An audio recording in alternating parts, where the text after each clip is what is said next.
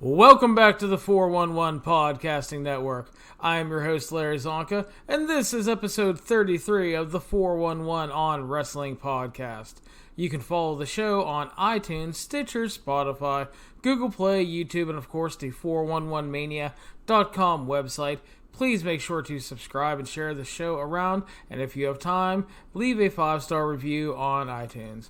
Joining me today, pretty much as always these days, is my co-host, Jeremy Lambert. Jeremy, how are you? Oh, we just talked, Larry. I'm good. How are you? I am fantastic. I actually got some sleep last night, which is always a good thing.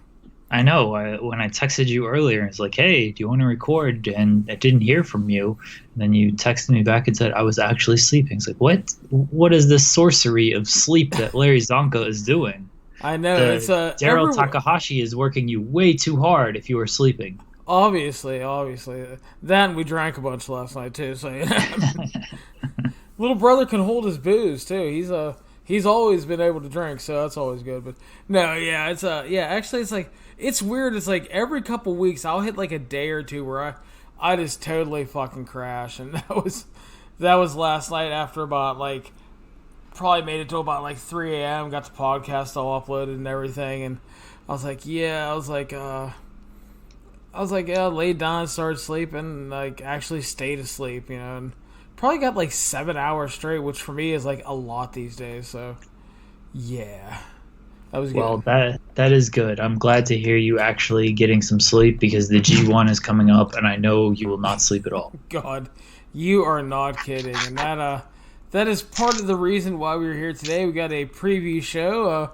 We just came out of Best in the World weekend and Fyter Fest weekend, and now we have G1 in Dallas and Impact Slammiversary weekend, and everything's bigger in Texas, and we got 2 shows there, and Impact's running some other smaller shows there, but we're going to talk about the 2 main shows here, and we will start with the G1 show in Dallas since it's Saturday and comes first.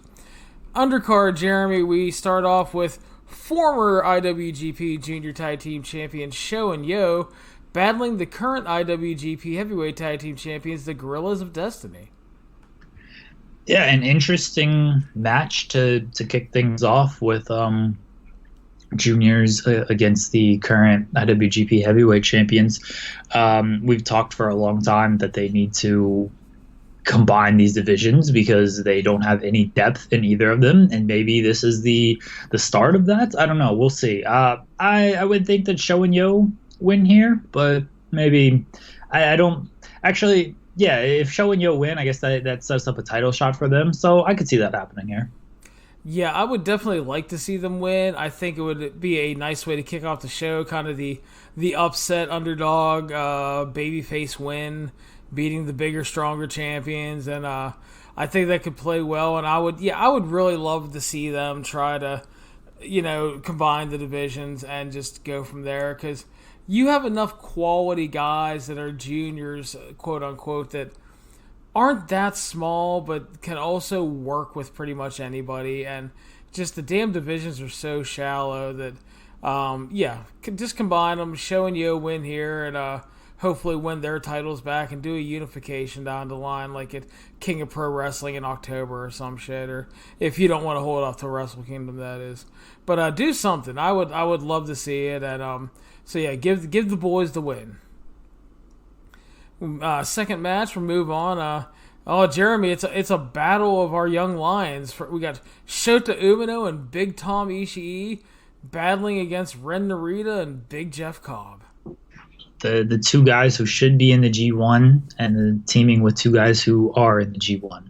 I'm looking forward to this match. I know it won't be like a super classic or anything, but I like Umino and Ren Narita are gonna kind of go all out, and Cobb and Ishii, they've got the G1 to gear up for, but because of the scheduling, like they actually have like a week off before the G1 like starts in Japan, so they can bust their ass a little bit harder in this match than if they were in the middle of their G1 run where they've done like 5 matches in 4 nights. So I think this match is going to deliver big time, and I'm looking forward to it.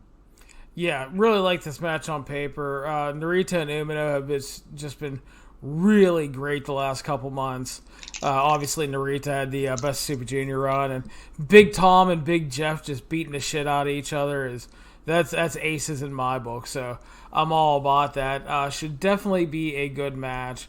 I'm kind of thinking, winner doesn't really matter, but I'm kind of thinking Big Jeffrey and Ren Narita might pick up the win here. Give Jeff Cobb a little shine heading into the G1. Yeah, that makes sense. The should have been ROH champion Jeff Cobb. Yes, but he's not Matt Taven. Thank God. Yeah. Third match of the evening, Yoshihashi and Hiroki Goto versus Chase Owens and Jay White. This is setting up the Goto Jay White early round G1 matchup, and Chase Owens and Yoshihashi are just the other guys. Yeah, Hashi and Chase Owens. What's that? It's a C block wrestlers. Yeah, C-block. Owens and Hashi. One of them will eat the fall here. I feel like Jay White's going to be in for a big tournament once again, so he'll probably establish some momentum here. Yeah, I kind of agree. Jay White's probably going to have a good run in the tournament, but Goto's just coming back after some time off, so Chase Owens is probably going to eat a GTR and Shoutin' Kai and a few other things and do a good job of being a really solid wrestler and losing. But that'll the big tease again is for the hyping up the G1 match, and that's okay. It's again part of this card, hyping the upcoming G1 matches and delivering first round matches, so I'm fine with that. Match number 4, Jushin Liger, Juice Robinson, and Toriano versus Ibushi, Shingo, and Naito.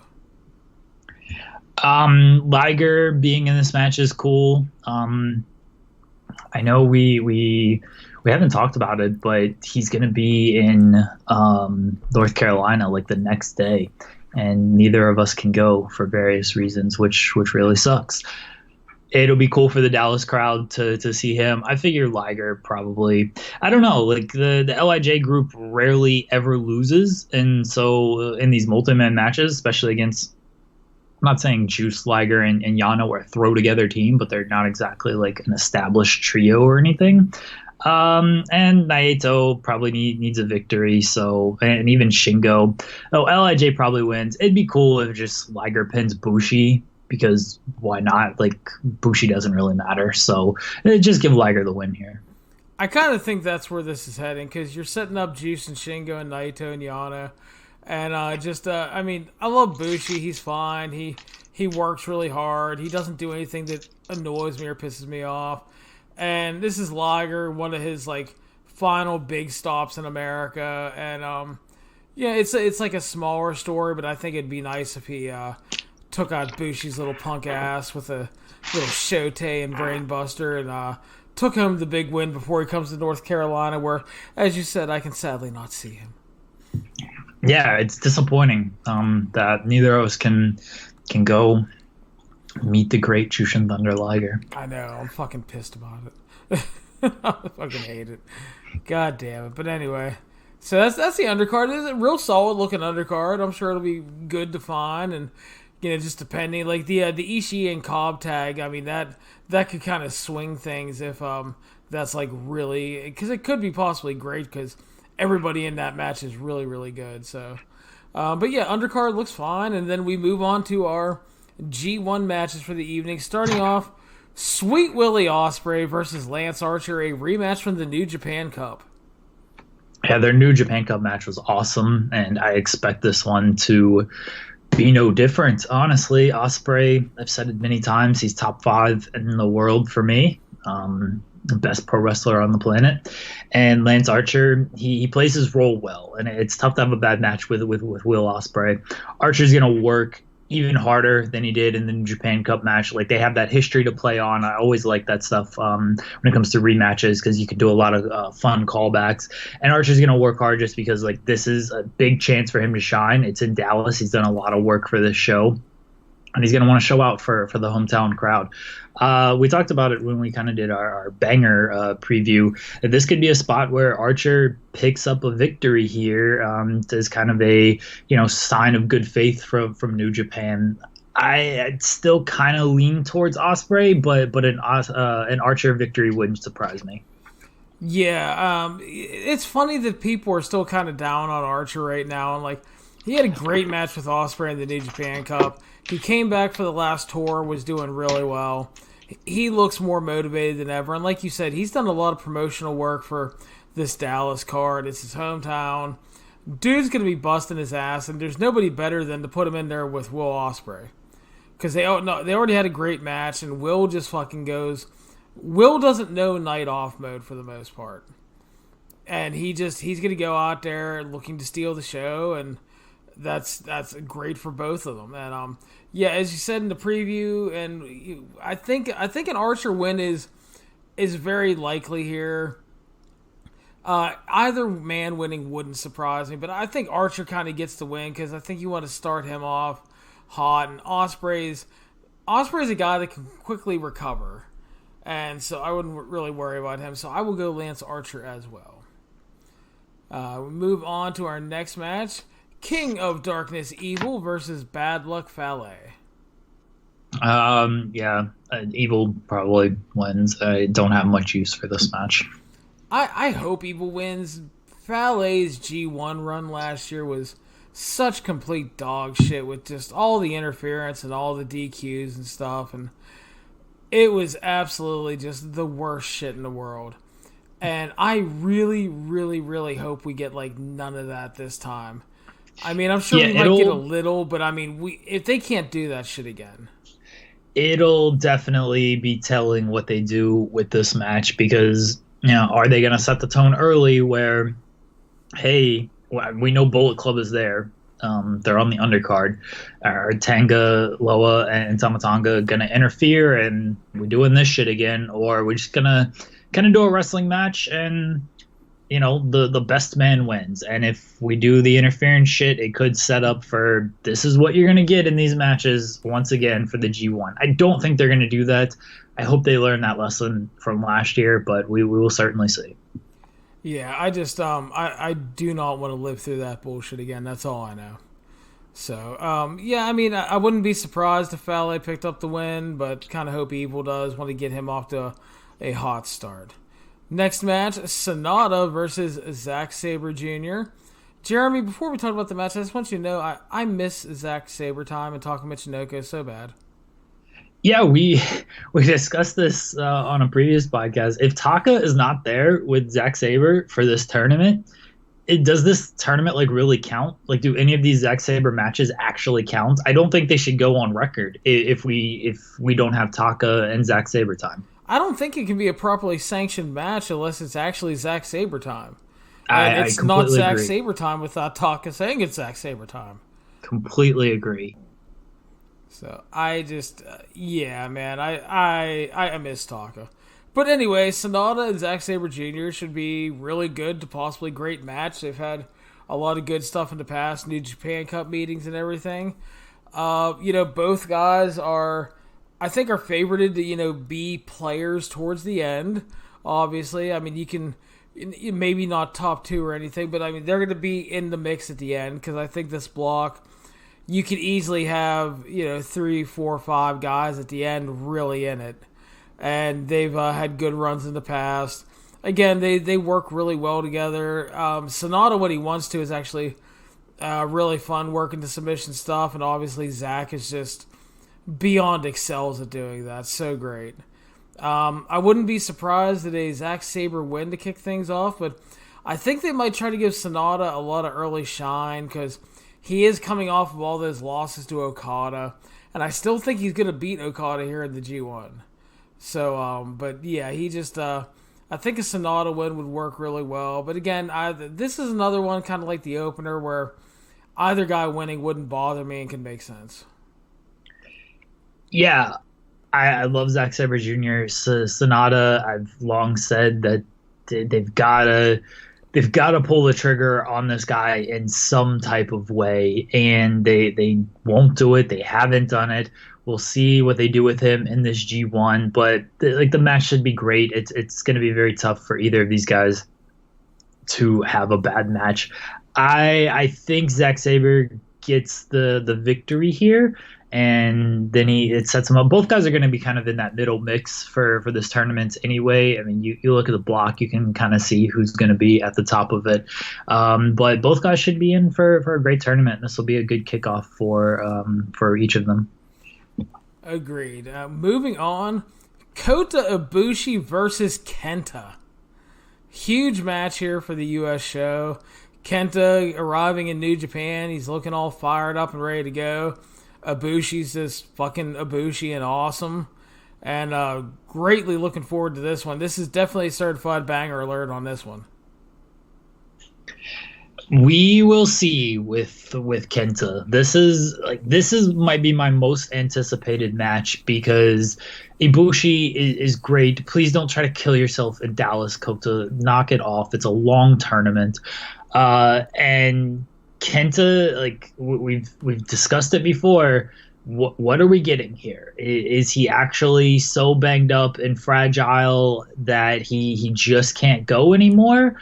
Or is he now super motivated coming off the WWE run that didn't go so hot and he's out to prove himself and, he's just going to run through this tournament and just have great matches and remind everybody why he was so highly thought of in Japan and on the independent scene prior to signing with WWE.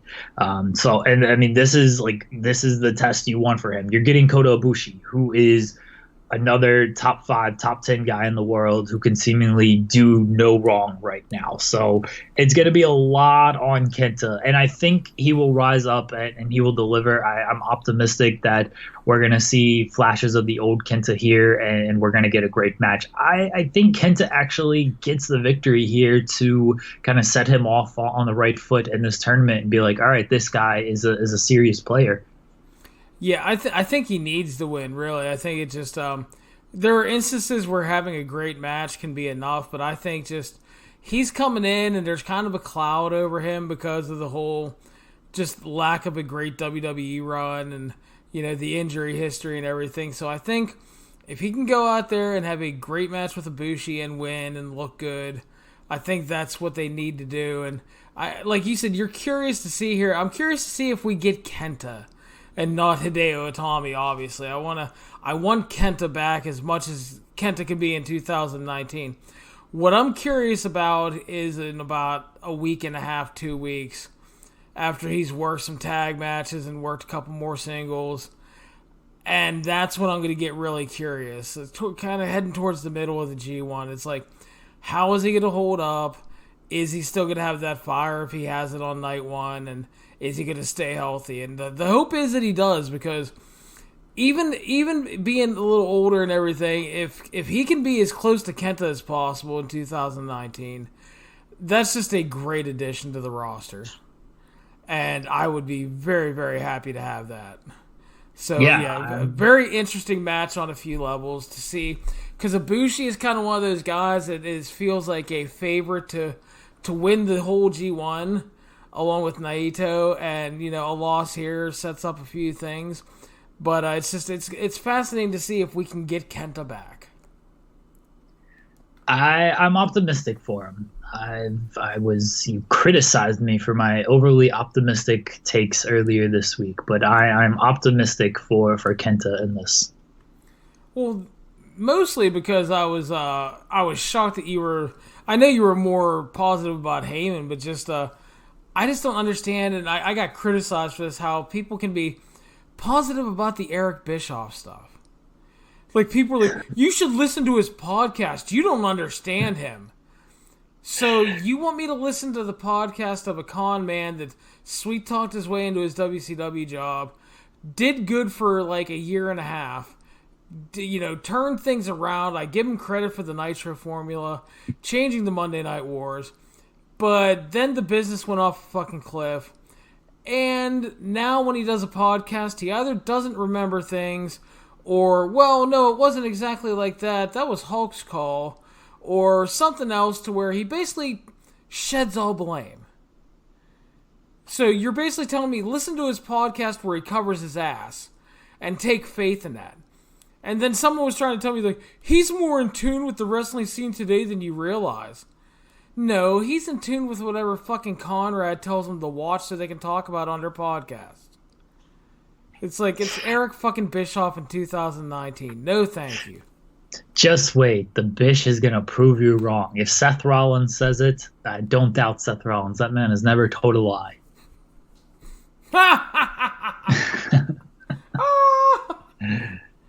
Seth Rollins claiming to be the best wrestler in the world when he's not even the best wrestler on, like, WWE. I'm not even sure he's the best wrestler in his relationship. That's definitely debatable, but yeah, it's someone made a list of, like, Seth isn't even the best wrestler on 205 Live. The 205 Live has the best wrestlers on the roster, though, so that's not a huge knock. But it's just funny, though. It's just, and again, I get what Seth is doing. Don't jump on me about this. I mean, he's defending his company. He stuck around. He got made the champion, and he's going to defend his company, and that's basically what he should do. But, there's also a point to where maybe you shouldn't say, like, just total bullshit. I mean, I think I'm pretty cool and all, but I'm not going to come here and tell you that I am the most prolific podcaster with the most listened to show on the planet Earth. Because that is factually incorrect. Am I fucking awesome? Yes. But, let's keep facts in here. Anyway. Wait a second. I was told this is the most listened to podcast on the Earth. That's why I'm here every week.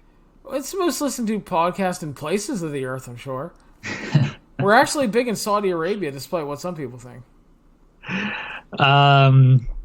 Sure. I mean, I can see that. I'm sure they loved my women's review of ROH recently. But anyway, so that's Kenta and Ibushi. Yeah, it'll be really telling match, and looking forward to it. And I'm hoping we get Kenta back. That'd be great. And it's not just for fans, but for him too, because obviously this is a dude that he was really disappointed with his WWE run, and he wanted to do more and wanted to be more. And, he didn't go there to fail, and I think he probably feels like he did. So, main event of the evening for the first time in the United States, Okada versus Tanahashi. Jeremy, I'll let you go first. It's Okada versus Tanahashi. It's very hard for these two to have a bad match. There's so much history between them. I mean, Okada, again, another guy who's top 5 in the world. Tanahashi, every year we're like, I don't know if Tanahashi in this G1, how it's going to work. And then every match is great because he's Hiroshi Tanahashi. He plays great from underneath. He can play great on top. It doesn't matter. The guy's amazing. He's going to be amazing in this match. He's going to carry his portion of it.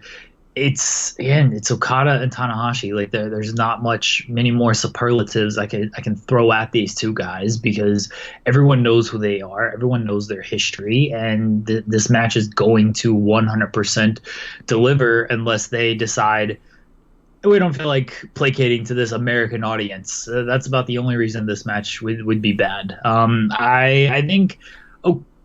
I don't know. I think Tanahashi actually wins because Gato likes doing kind of that little upset thing on night one, and technically this would be an upset. So I think Tanahashi gets the victory. Yeah, I don't think you have to worry about them not wanting to please the U.S. fans because both guys have pushed for a big Japan versus Japan main event in the U.S., and so they're getting it here.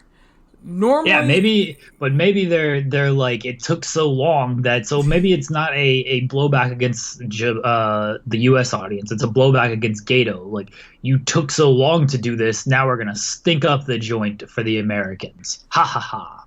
Yeah, I don't think they're quite that devious and ruthless, but so them Orientals, you never know. Good job, Jim Ross. Thanks.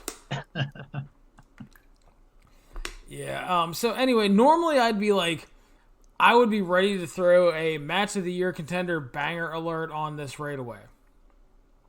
And you brought up how everybody always worries about Tanahashi heading into the G1 every year. But I will say it is more noticeable this year that he has slowed. And he is more banged up than he has been. Because there's just been some weird shit in his matches that don't look good at all. Now, hey, you know what? maybe he really is the greatest fucking worker in the history of the planet. And maybe he's doing shit that looks like shit on purpose. Excuse me. So, maybe he's just all doing the luring us into the false sense of security so he can go in there and have another amazing G1 run, and we're all like, Jesus Christ, he's amazing. It's like, we know you're amazing. You don't have to quite go that far. But who knows? Hopefully he just had a couple off nights here and there. There was a weird tag match where he did like a really shitty version of the Final Cut and like was falling over himself on Chase Owens. It just looked bad, but hopefully that's kind of, over with. Hopefully it's G1 now. He'll be reinvigorated. He's facing his greatest rival in Okada. So obviously I still think it's going to be pretty great. I don't know if it'll be as high level as some of their previous just stellar matches that have like ruled the universe, but probably still really, really great. I think they will heavily tease the draw here because they've had so many draws in the past in the G1, and I think some people are expecting it. So I could definitely see them teasing the draw. And the thing is they will have, as you mentioned earlier too, they're going to have a week until the next shows. And Tanahashi has been very careful. He's not been using the high fly flow and stuff. So we'll see what kind of shape he's in if he busts out the high fly cross to the floor and actually uses the high fly flow in this. Because if he's feeling good, he might want to bust it out for this match, knowing that he has a week to recuperate. So I wouldn't be surprised at the Tanahashi win, but again, Okada's the man. And they love him, but I think they're going to heavily tease the draw before one of them wins. I'm going to go Okada, just because I think they're going to want to avoid another Okada-Tanahashi match before Wrestle Kingdom. That certainly makes sense on why they wouldn't give Tanahashi the win, because it would mean Tanahashi gets a title shot. But you can never go wrong with Tanahashi and Okada, whether it's in Japan or America, but it certainly would make sense of why Okada would win in that stretch. It just, I don't know. I got a gut feeling about Tanahashi, and could be wrong. Had Taco Bell today. Okay. That's why my gut could be wrong. Taco Bell does weird things to your stomach, Larry. You've had Taco Bell in your life before. I do. There's one close to my house. Yeah. So, but yeah, it's a good card overall. I know the ticket sales haven't been spectacular for it. They're in between 4,000 and 5,000 right now, I think, for it. And part of that is part of the problem is the New Japan booking thing, to where they don't announce matches until later on, and they don't announce talents until later, closer to events. And that doesn't help because, there are a lot of people that know New Japan and they know what the G1 is. And they're the people that bought the tickets early. But if you're trying to get other people and, you're trying to get some buzz and stuff, you have to have some matches announced and you need to work on that. And then I think the other thing that hurts them too is that, we just had Double or Nothing, and that was a big flying crowd. And you already have people buying tickets for, you have people planning for All Out coming up, and that's going to be another flying crowd. So G1 in Dallas, while a cool event, and you're getting Okada and Tanahashi in the U.S. for the first time, doesn't maybe rate as highly to some people now because they're kind of moved on to a shiny new toy with AEW. And they're allocating their money to travel to those shows. So again, it's just, if you're New Japan, you got to get match cards out there sooner as much as you can. You got to get the full talent listing out there sooner. You have to do anything you can to get people to think that your show is must-see. Pretty much like anybody has to do, period. And so I think that's kind of where it failed there. But, it's not going to be a disaster. The building will look fine. They'll have a good crowd. But, yeah, definitely, I think a disappointment, even if they do 5,000 to 6,000, because of the G1 being attached to it. Yeah, it's gonna. The crowd should be good.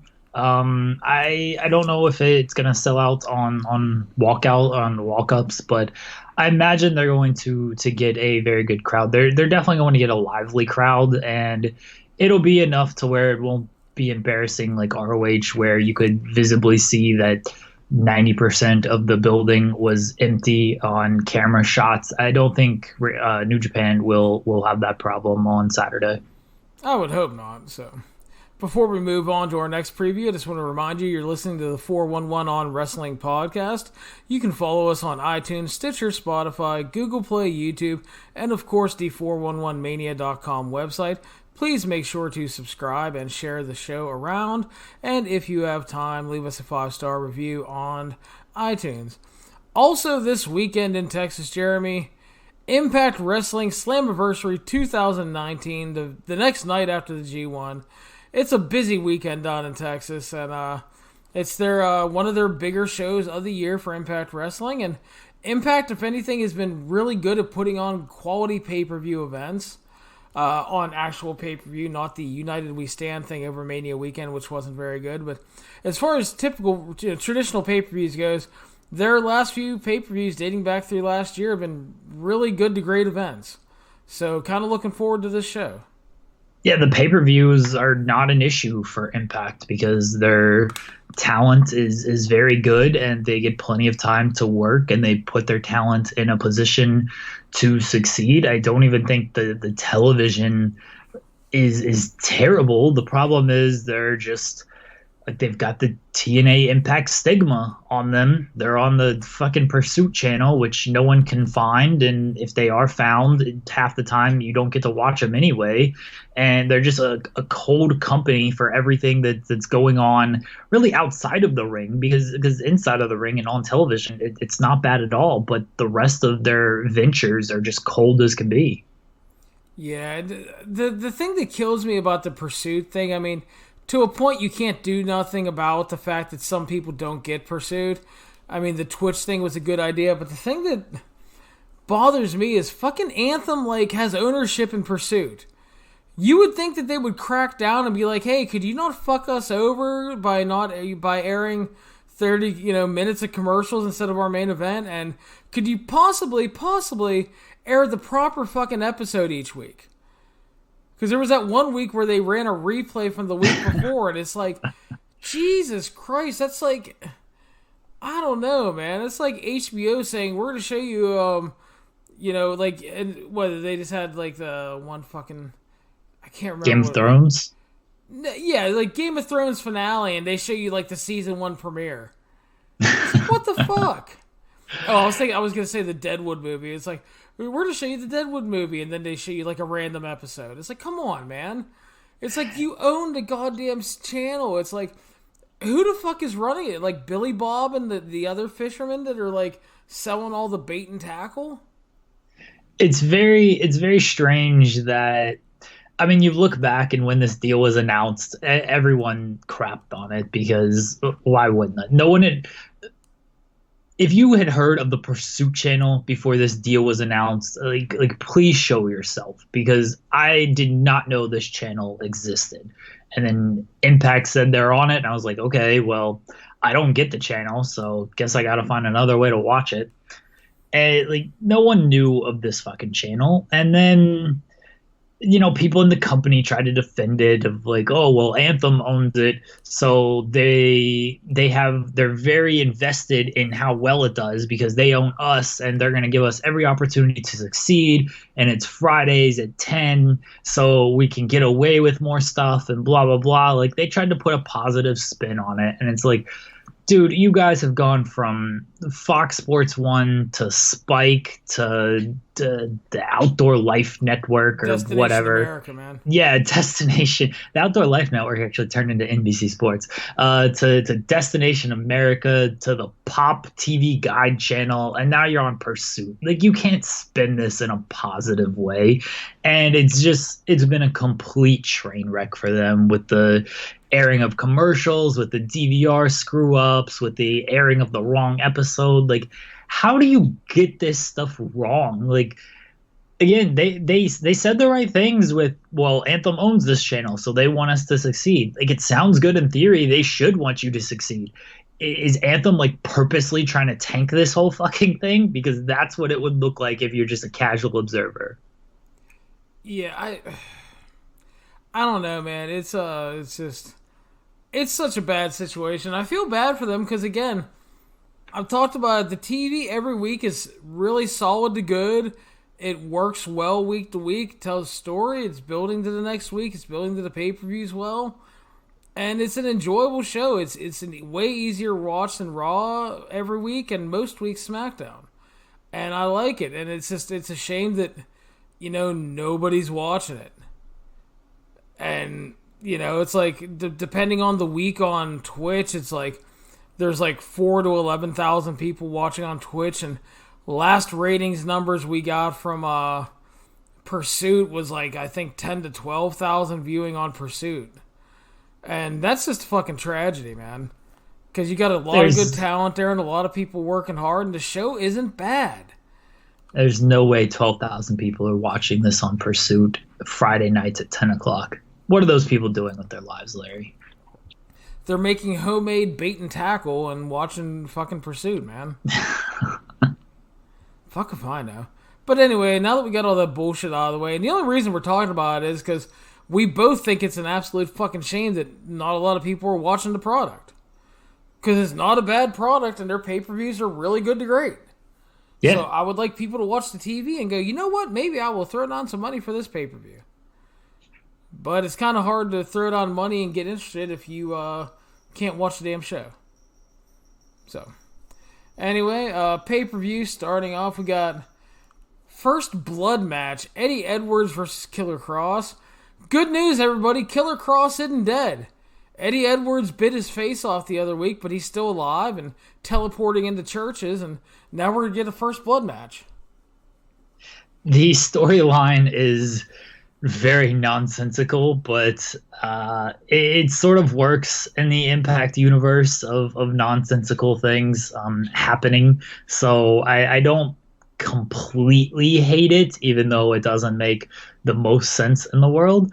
I like Killer Kross. I like Eddie Edwards. They'll beat the hell out of each other. Killer Kross is probably underrated because Impact, I'm not sure, uses him to his full abilities because he can do a lot of the MMA stuff that people love, and like he can go out there and kick ass, and I'm not sure he's quite presented in that way every single week. I mean, he is in kind of a very weird storyline with Eddie Edwards right now.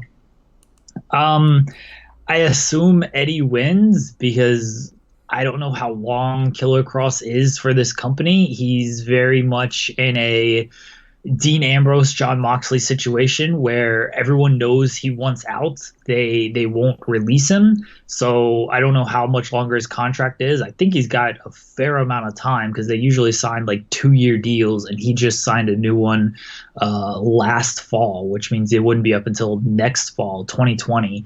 But it just seems like he's going to try to ride things out, get out of this contract the best he can, and that's going to be it. So they don't have a reason to really invest in this guy if he's not going to stick around for a long haul, unless they can come to an agreement with him of, all right, you're actually worth this much, we will pay you this much. But I don't think that's going to happen anytime soon. Yeah, fair enough. I think Eddie wins here because I think there's a good chance we get a title change in the main event, and Eddie can be heated up as a good title challenger because he's been away from the title for a long time. I generally like Kross. I think he works hard. I think the angle's been a little wacky at times, but that's okay. There's nothing wrong with wackiness in wrestling. And it'll be interesting to see how they'll have a lot of freedom here with the stipulation. They should be able to use a lot of bells and whistles, smoke and mirrors, and all that stuff. But I like their last TV match they had. It was good, and on pay-per-view with more freedom and a little more time, and hopefully no Sandman involved, it'll be a lot better. But yeah, I'm going to go Eddie Edwards. So we move on. We have Tessa Blanchard versus Sami Callihan up next. Back at Rebellion, you'll remember Tessa Blanchard defeated Gail Kim. They had a great match. And the follow-up for Tessa has been really weird, though, and not what anybody expected. Instead of locking into a feud and going back after the Knockouts title, she turned babyface, beat the shit out of Disco Inferno, which I was all for, and then she started scrapping with OVE, and that's leading to her facing Sammy now. I think Sammy has been really good in Impact. He's had some great feuds, stuff with Pentagon, stuff with Swan was really good. He's had a lot of good efforts and matches, and he's been a strong and featured performer, but I think the biggest problem is it feels like he always comes up short in the big match. And, I mean, to be a really effective heel, he does have to win sometimes. And that's, I don't know. That's kind of the conundrum, I guess, when I come to this match. Because it's like, do you really want to push Tessa as more than just a women's star here? Do you want to push her as a star? Do you want to have her pick up the big win? Do you want to tease maybe an X Division title run to where you can tease her challenging with Option C? Or do you just go with Sammy over the top heel, being a dick, cheating to win or whatever, and just being a complete remorseless asshole, picking up the win, which he desperately needs? But then at the same time, too, I think if Tessa loses, I think you're kind of wasting that Gail Kim match. So, Jeremy, your thoughts? It's an odd booking choice, and one reason why I'm not fully behind like intergender matches and wrestling, because either you have the man win and then people are up in arms of like, oh, well, of course you're going to put the man over. Like, why, people don't think you're progressive or whatever. Like, it just starts a war for no real reason. Or you have the woman win, and that's fine. But then you have to, like, go somewhere with it. And I don't think any company is proven, like, yeah, we're going to put our world title on a woman, or we're going to have her challenge for the world title. If Impact does that, like, more power to them. If Tessa wins this match and goes on to challenge Michael Elgin or Brian Cage, like, God bless them. They have huge balls as a company. And not to say that Tessa Blanchard can't do it, and this is a bad move.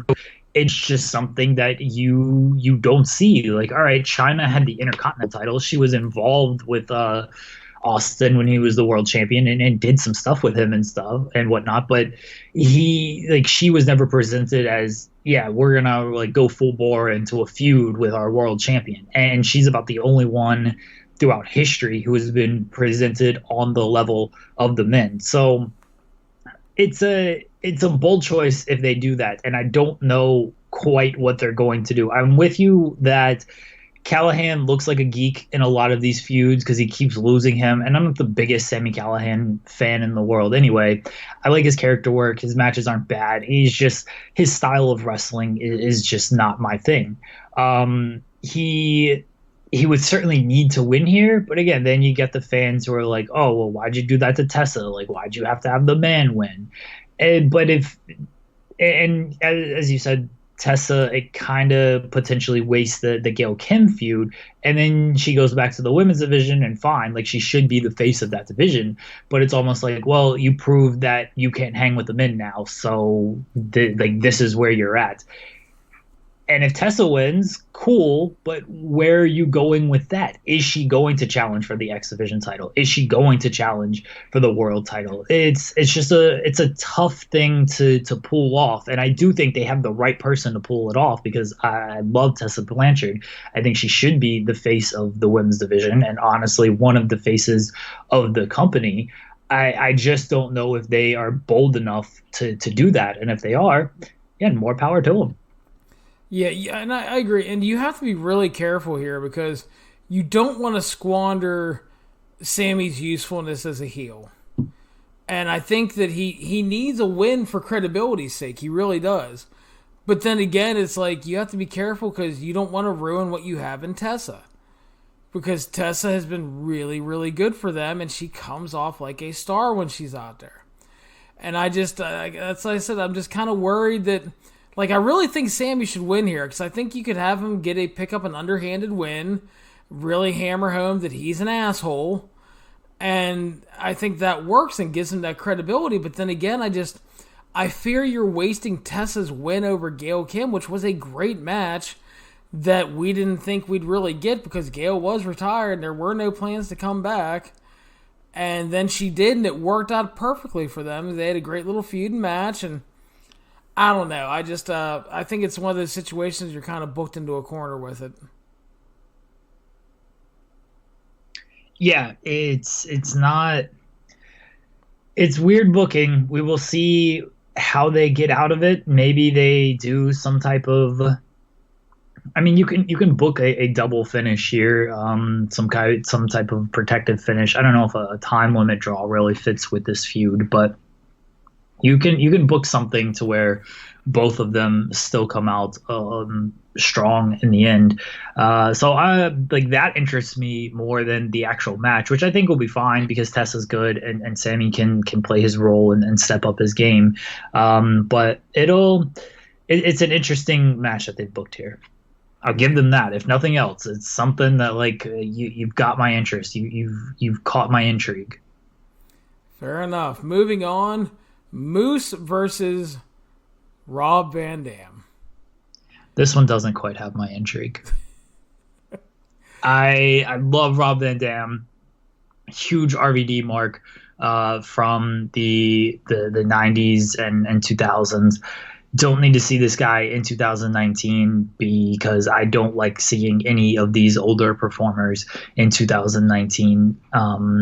Moose is just a guy who he was hot a year ago. It was literally last year where he challenged for the title, wasn't it? Yeah. Yeah, so he was hot a year ago, and now he means very little to Impact Wrestling. I would hope Moose wins. Knowing Impact, RVD probably picks up the victory. I don't have high hopes for this match, though. Do the right thing, Don Callis, for fuck's sake. Moose should win. Yeah, he's definitely a dude they've had a lot of high hopes on, and to his credit, he's improved, and I think he's doing good work as a heel. And the thing is I think he's gonna work really hard. I think he's gonna try, but I don't think he's good enough to cover up for a really slow and old RVD in 2019. I mean, RVD's trademark shit barely gets a pop these days because, by the time it connects, everybody, they've taken a nap and then woke up. Yeah. It's like Rob Van Dam's going for Rolling Thunder. It's like, dude, you know what? Good on you for wanting to make some money. I hear he's getting fleeced in his divorce settlements, allegedly. Whatever. I mean, that's fine that he wants to wrestle, but I think Impact signing him was a really bad idea. And it's Rob Van Dam in 2019. It's not like he's really gonna pop ratings and buy rates. He barely did it years ago when he was younger and could actually kind of go still. So it seems just like a bad idea. If Rob Van Dam wins here, it is probably one of their stupidest fucking booking decisions of the year. Moose should pick up the win and just move on to something else. And hopefully won't have to face Tommy Dreamer and shit again either. Yeah, I hope Moose picks up the win here. That would be the right call, but Don Callis loves his ECW legends. Yeah, unfortunately. So, and that's why you have to kind of worry about this. Next up, Monsters Ball match. Knockouts champion Taya versus Rosemary versus Su Yung versus Havoc. This took a very different path than I think a lot of people thought it was going to take at first, because I think coming out of Rebellion, many people were expecting Jordan Grace and Tessa Blanchard, or at least one of them, to be involved in this kind of Knockouts title match, because you had the death of Allie at the hands of Su Yung in the Undead Realm. Rosemary then took custody of Su Yung with the Demon Dog Collar, and that all led to Jim Mitchell bringing out his Kaiju Queen, Jessica Havoc. And then the 4 women started feuding, and we are going to Monsters Ball. So the good news here is that obviously Monsters Ball, you have a lot of freedom, and it's gonna. I think it's gonna help out, honestly, because I think Su Yung is really, really hit and miss. Like, sometimes I find her okay, and other times I'm like, she's really bad. Jessica Havoc, I'm not like a large fan of, but I think she can be really good at times. She thrives in the chaotic environment. Rosemary is really good in these style matches too, and I think she kind of needs the smoke and mirrors because she's been really slow since coming back from her knee injury. I think Ty is really good at picking her moments and being a good character worker, and I think she can find really good spots in here, so I think that if they're motivated and willing to do some kind of crazy shit to the strengths of the stipulation and the freedom they have, I think it'll probably be pretty good, honestly. I would expect a title change, probably to Havoc. I would think a title change is in the works here as well. Taya's had the title for, it seems like, forever. They I don't know if they missed the boat with Jordan Grace or just didn't want to put the title on her at that time. Like, there's still time for Jordan Grace, but it felt like she should have been the person to take the title, and it didn't happen. They'll do enough smoke and mirrors in this match to where it'll be fine. Havoc sounds like a good choice to me. Rosemary actually wouldn't shock me too much. I'm sort of leaning towards Rosemary for some reason. Fair enough. Yeah, I think you can go a lot of ways in this. I think as long as Taya doesn't retain and as long as Su Yung doesn't win, I'm okay. So, well, Taya's going to retain or Su Young's going to win. It's probably the Shayna Baszler of gimmicks here. Yeah, probably. So, next up, it's LAX defending the tag championships against the Rascals. And we are recording this, obviously, before Friday, so we don't know which 2 Rascals it will be. They're having a match on Impact, and the loser of the match will not be involved for the Rascals, since there's 3 of them. So, and that's actually, I'm fine with that. And, yeah, they haven't read the spoilers, Larry? No, I don't fucking read the spoilers. Are there spoilers? I don't even know if anybody went to the show. Fuck. Yeah, would you like to know who it's going to be? No, because I'm not going to be an asshole and spoil it for our listeners, Jeremy. I'm not heartless like you. Fair enough. No, I mean, I have an idea who it'll be, but it doesn't really matter. But I thought they had a really good match on TV a couple weeks ago, and that was the setup to this. Definitely think it has banger potential, because LAX has been probably the best part of Impact since they've been around. The feud with the OGs, the matches, the stuff with the Lucha Bros, all good stuff, and it's just been great. And their contracts are coming up. So I could, if they haven't signed a new deal, I could see the company maybe making the title switch. But let me tell you, man, I mean, Impact needs to do everything they can to keep LAX. They cannot afford to lose them, especially after losing the Lucha Bros. It's just, you can't. They've been too good. They've been too much a consistent part of the programming, and you can't lose another top set of guys like that. It's like, yeah, you brought in some people and stuff, and that's fine, but you lost Pentagon and Phoenix. And that's just, you can't follow that up by losing LAX. I think kind of on the surface LAX wins, but depending on the contract stuff, I wouldn't be surprised with a title change. The contract stuff really muddies who's going to win this match, because LAX, I mean, not to say it's not the Rascals' time. Like, they've been very good. Their gimmick is it's hit and miss for me. I enjoy it, but some of the segments I'm just like, all right, this is kind of dumb. But they could credibly win this match, and I would be fine with it. LAX has been like 2 of the stars of Impact for this whole year. Like, they main evented the last show with the Lucha Brothers. So Impact obviously has put them in a big position to succeed, and that's why they have these offers from other companies. LAX on the surface should win this match, but because of the contract negotiations, it is tough to get a read on if they will win this match, as Impact cannot afford to keep the titles on them if they don't have them locked under contract. And that's the big sticking point here, is if they have them signed, then LAX is probably keeping the titles unless they do the title switch at the television tapings, which is always possible. But why would you boost your television that no one watches? Like, make the payoff on the pay-per-view instead of on TV, where it's going to get spoiled and Pursuit will run a show from 2013 instead.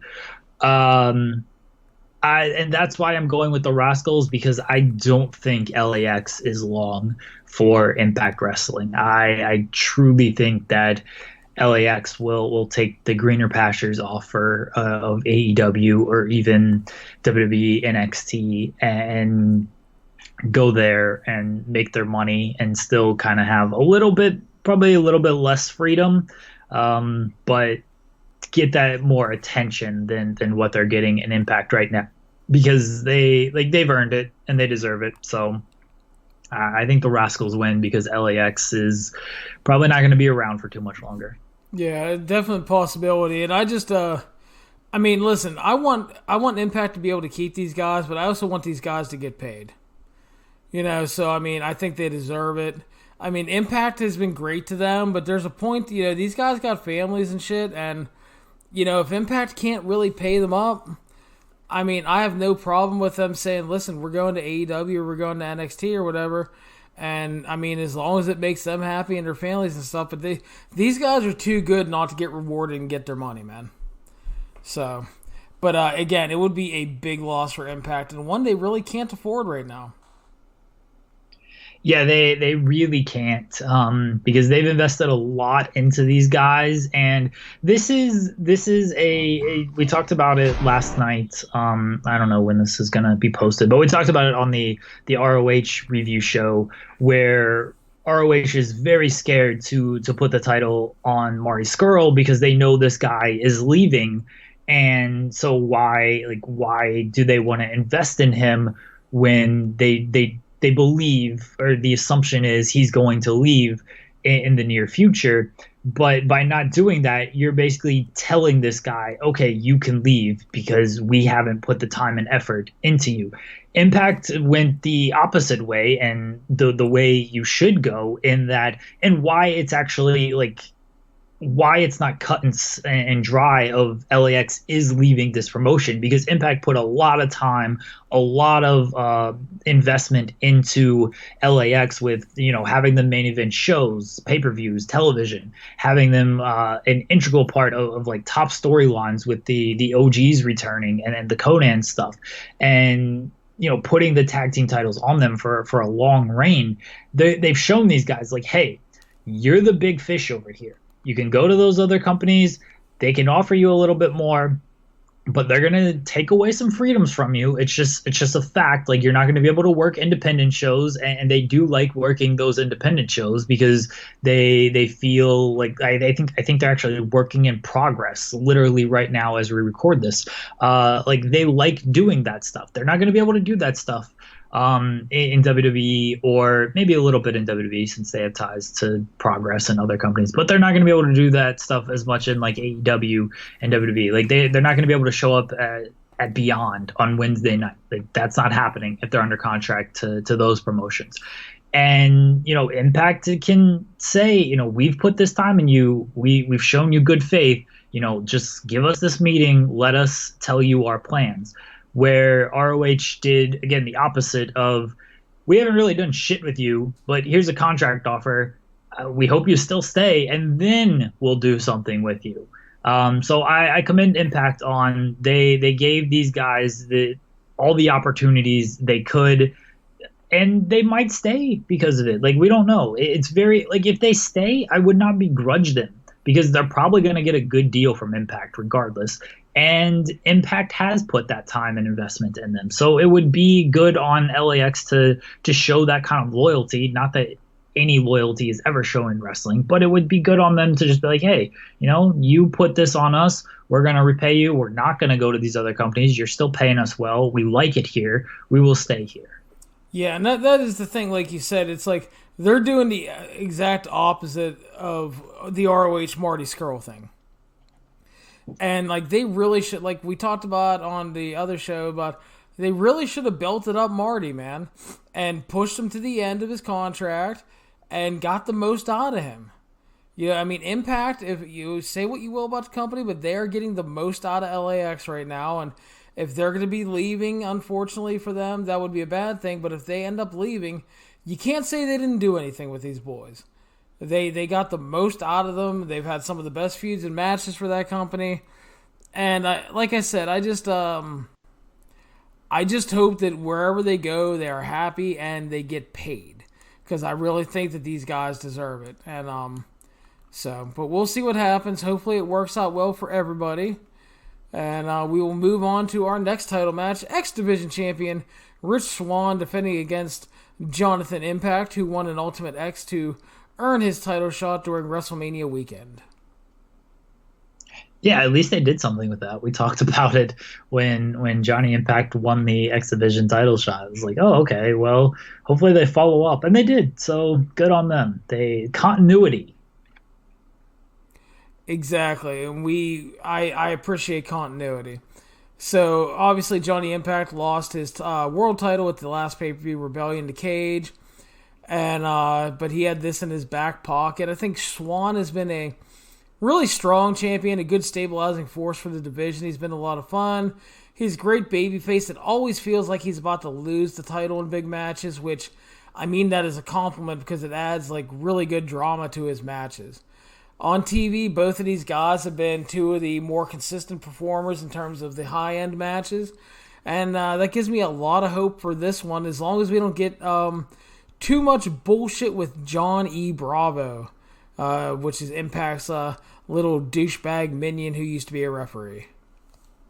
So I think Johnny Impact will win the title, though. I agree. I think Johnny Impact wins the title. He named his last name is after the company. What a weird gimmick, by the way, to just whatever company you're working in, that's the last name you're going with. I can't wait for him to show up in ROH and be Johnny Honor. They put a lot of time into Johnny Impact, and they clearly like him. And I'm not saying he's bad or anything. He's not I'm not a huge fan of the guy personally. I like Rich Swann. I think the match will be good. Johnny Impact is a good wrestler on most nights. His gimmick is just kind of whatever to me. But Johnny Impact probably wins this match because he's kind of looked at as a bigger star than Rich Swann. And Swann's title reign has been good, but Impact at this point can do a little bit more for that title as well. And I think that's another selling point on putting the title on him. Agree, yeah. And definitely has a chance to be one of the better matches on the show, so looking forward to that one. And we move on to the main event now. Impact World Champion Brian Cage defending it against Michael Elgin. Cage just won the title back at Rebellion. He was injured during the match when he took a Spanish fly off the ramp to the floor, which at his size, while he could do the move, was not very well advised because it hurt his back. That led to the match not being very good, but I think the only good thing we can say about that injury is that it played into the Elgin debut really well, because the post-match attack allowed him to claim he sent him to the hospital, set him up with the whole, I'm going to challenge for the title deal, and it worked out. They're both really kind of jacked athletic dudes who can do a lot of things that a lot of other guys their size can't do. And, Cage, I know you're not the biggest fan of Cage at times. I think Cage can be really good. But I think something a lot of people downplay is Elgin is going to bring a lot of big match experience between all the top tier main event stuff he's worked in ROH and New Japan. And that's a good thing for a pay-per-view main event. I think this could be potentially great. It just depends on hopefully nobody getting hurt and doing Spanish flies to the floor and shit. Let's be a little careful, Cage. Don't need you to get hurt again. But I do think that they could probably play in that injury angle pretty big here, and I would not be surprised to see a new champion. Cage is banged up. He's had a handful of matches since the injury, and we'll mention this after we talk about everything. But Impact is running a lot of shows this week, and Cage is part of all of them. And I worry about that with this main event, with him coming off of the injury. It doesn't seem like this is the right time for a title change, just because they built up Cage very well, and they put the title on him on the last show, and it would seem too early to take the title off of him here. But at the same time, they've already had Elgin make an immediate impact, and Cage would seem better as a guy who's sort of chasing than a guy who is the champion. Like this monster guy, he's a machine, damn it. He would seem better like trying to go after the machine chasing the title, sort of like a Terminator type deal, instead of like, all right, this is the big bad guy. And Elgin is a good foil to play off of, because he's a big guy as well. Then he's a kind of a monster face, just running through the guys and holding on to the title. It would seem better if he was more Terminator of, all right, you got to go through some obstacles. You're this big dude. We're going to throw these obstacles in your way, and then you get to the final boss and you challenge him. So I can see it from that perspective of Elgin makes more sense as a champion, while Cage makes more sense as the chaser right now. And really, that's why I'm kind of in agreement that Elgin probably wins here, because they've put a lot of stock into him immediately. And go ahead. He's probably as hot as he's going to be. It's tough to beat this guy on his first big pay-per-view match and then come back with him later. Not that you can't heat up Michael Elgin, but then you run into that issue of kind of like the same thing they did with Moose. Is this guy sort of, he lost his big opportunity where you've built it up for him, and now you've got to find a way to heat him up again. And for Moose, like, that was a heel turn. They never recovered with Monty Brown and Impact, and they almost screwed it up with Brian Cage, but they were able to rebound a little bit. I'm agreeing with you. I think they put the title on Elgin here. Yeah, I think you just kind of have to, because they put a lot into him, and I know Callis has a big old bone for Elgin too, so he loves that dude. And he seems so joyful every time he is. Michael Elgin chose to leave Japan to come to Impact to be a champion. And it's like, yeah, I don't think that's quite how it went down, but okay. I know Elgin was upset because he didn't think he was going to get above a certain level and stuff, but I guess part of that is, they weren't going to book him in the U.S. too, because of the alleged issues he had.